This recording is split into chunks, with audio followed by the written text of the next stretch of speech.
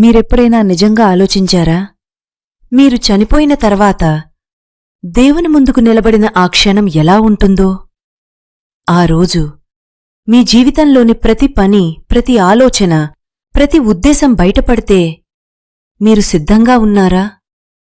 తీర్పు దినం గురించి ఆలోచించటం చాలా గంభీరమైన విషయం. కాని ఇది కేవలం ఒక ఆలోచన కాదు, ఇది జరిగే నిజం. బైబిల్ స్పష్టంగా చెబుతుంది, ఒకరోజు మనమందరం దేవుని ముందు నిలబడతాం.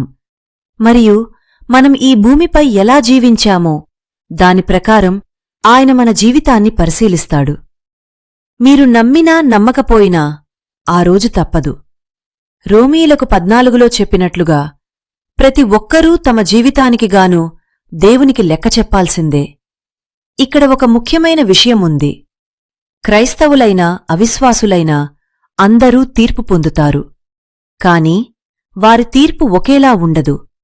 దేవుడు ఒకే విధంగా అందర్నీ చూడడు. ఆయన న్యాయవంతుడు. కాబట్టి ప్రతి ఒక్కరి స్థితిని బట్టి తీర్పు ఉంటుంది. ఇప్పుడు ఒక ముఖ్యమైన సత్యం. మనందరి న్యాయాధిపతి యేసుక్రీస్తే. యోహాను 5:22 ప్రకారం తండ్రి సమస్త తీర్పును కుమారునికి అప్పగించాడు. అంటే మీరు ఒకరోజు ఎదుర్కొనే వ్యక్తి యేసే.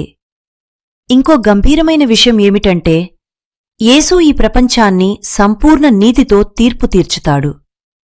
దేవుడు పవిత్రుడు. ఆయన తప్పును వదిలిపెట్టడు. ప్రతి పాపానికి ఫలితం ఉంది. మరియు బైబిల్ చెబుతుంది, పాపపు ఫలము మరణము. మనమందరం పాపులు, ఇది నిజం. మనలో ఎవ్వరూ కాదు. కాని ఇక్కడే శుభవార్త ఉంది. యేసు మన పాపాల శిక్షను తనపై తీసుకొని శిలువపై మరణించాడు. దేవుని కోపం మనమీద పడాల్సింది, కాని అది యేసుపై పడింది. అందుకే ఇప్పుడు యేసును విశ్వసించేవారికి రక్షణ ఉంది.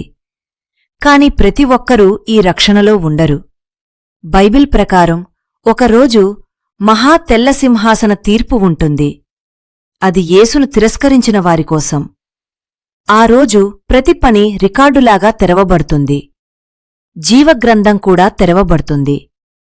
ఎవరి పేరు అందులో లేకపోతే అది చాలా గంభీరమైన విషయం. వారు నిత్య శిక్షలో పడతారు. ఇది వినడానికి కఠినంగా అనిపించినా ఇది బైబిల్ చెప్పే సత్యం.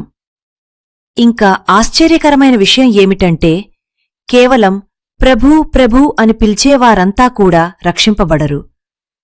కొంతమంది బయటకు క్రైస్తవుల్లా కనిపిస్తారు, చర్చికి వెళ్తారు, ప్రార్థనలు చేస్తారు, కాని వారి హృదయం దేవునితో ఉండదు. యేసు చెప్పాడు, నేను మిమ్మల్ని ఎరుగను అని.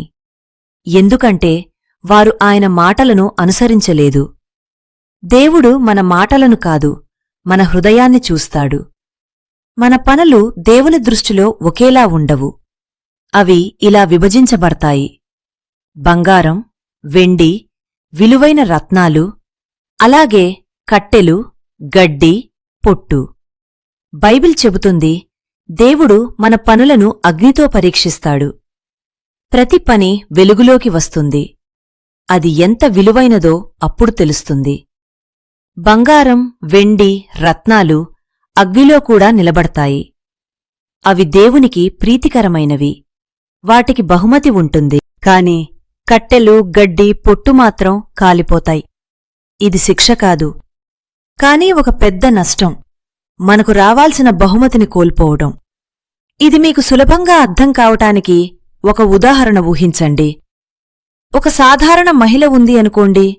ఆమె పేదలకు సహాయం చేస్తుంది, చర్చిలో సేవ చేస్తుంది, ప్రతి ఒక్కరిని ప్రేమతో చూసుకుంటుంది. ఆమె చేసిన ప్రతి చిన్న మంచి పని కూడా స్వర్గంలో నిలువవుతుంది. ఆమె దేవుని ముందు నిలబడినప్పుడు దేవుడు చెబుతాడు, నీవు చేసిన ప్రతి మంచి పని నేను చూశాను. కాని ఒక ప్రశ్న ఉంటుంది, ఆమె ఇవన్నీ స్వచ్ఛమైన హృదయంతో చేసిందా? ప్రేమతో చేసిందా? అయితే ఆమెకు గొప్ప బహుమతి ఉంటుంది. ఇంకోవైపు ఒక పాస్టర్ను ఊహించండి. అతను బోధించాడు, సేవ చేశాడు, కాని అతని హృదయంలో ప్రేమలేదు. అతను దేవుని కోసం కాదు, ప్రజల ప్రశంస కోసం పనిచేశాడు. అప్పుడు దేవుడు చెబుతాడు, నీవు కావలసిన ప్రశంసను భూమిపైనే పొందావు. ఫలితం అతను బహుమతులను కోల్పోతాడు. అందుకే మనం ఆశ్చర్యపోవాల్సి వస్తుంది. భూమిపై పెద్దవారిగా కనిపించినవారు స్వర్గంలో చిన్నవారవుతారు. ఎవరూ గుర్తించనివారు అక్కడ గొప్పవారవుతారు. యేసు చెప్పిన మాట గుర్తుంచుకోండి. మొదటివారు చివరవుతారు, చివరవారు మొదట అవుతారు. దేవుడు మనం చేసిన పనులను మాత్రమే చూడడు, మన హృదయాన్ని కూడా చూస్తాడు. మనం ఎందుకు చేశాము? ప్రేమతోనా? లేక మనుషుల ప్రశంస కోసం? దేవుడు మన హృదయ ఉద్దేశ్యాలను పూర్తిగా తెలుసుకుంటాడు. బయట కనిపించే పనులు కాదు, లోపల ఉన్న నిజం ఆయనకు ముఖ్యమైనది. ఇక్కడ మన విశ్వాసం కూడా చాలా ముఖ్యం. అది మాటల్లో మాత్రమే ఉండకూడదు, మన జీవితంలో కనిపించాలి. మన చర్యలు, మన నిర్ణయాలు, మన జీవన విధానం ఆల్ రిఫ్లెక్ట్ అవర్ ఫెయిత్. కాబట్టి చివరికి ఒక స్పష్టమైన సందేశం: మనము మంచి పనులు చెయ్యాలి, కాని సరైన ఉద్దేశంతో చెయ్యాలి. ప్రేమతో సేవ చెయ్యాలి, నిజమైన విశ్వాసంతో జీవించాలి. ఎందుకంటే చివరికి దేవుడు అడిగేది ఒక్కటే: నీవు ఏమి చేశావు కాదే, ఎందుకు చేశావు? ఇప్పుడు మీరు క్రైస్తవుడైతే మీకు ఒక ముఖ్యమైన విషయం తెలుసుకోవాలి. మీరు కూడా దేవుని ముందు నిలబడతారు, కాని మీ తీర్పు శిక్ష కోసం కాదు, బహుమతుల కోసం. మీరు దేవుని కోసం చేసిన పనులు అవి నిజాయితీతో చేశారా? ప్రేమతో చేశారా? లేక మనుషుల ప్రశంస కోసం చేశారా? ఇవన్నీ పరీక్షించబడతాయి. బంగారంలాంటి పనులు నిలబడతాయి, గడ్డిలాంటి పనులు కాలిపోతాయి. మీరు రక్షింపబడతారు, కాని మీరు పొందాల్సిన బహుమతులను కోల్పోవచ్చు. కాబట్టి చివరికి ప్రశ్న ఇది కాదు: మీరు ఏం చేశారో, మీరు ఎందుకు చేశారో, ఎవరికోసం చేశారో. ఇప్పుడు ఈ సందేశం మీకు ఒక హెచ్చరిక కూడా, ఒక అవకాశము. యేసు త్వరలో వస్తానని చెప్పాడు. అంటే ఈరోజు మనం సిద్ధం కావాల్సిన రోజు. మీరు యేసుని ఇంకా అంగీకరించకపోతే ఇప్పుడే ఆయన వద్దకు రండి. మీరు పేరుకే క్రైస్తవుడైతే మీ హృదయాన్ని మార్చుకోండి.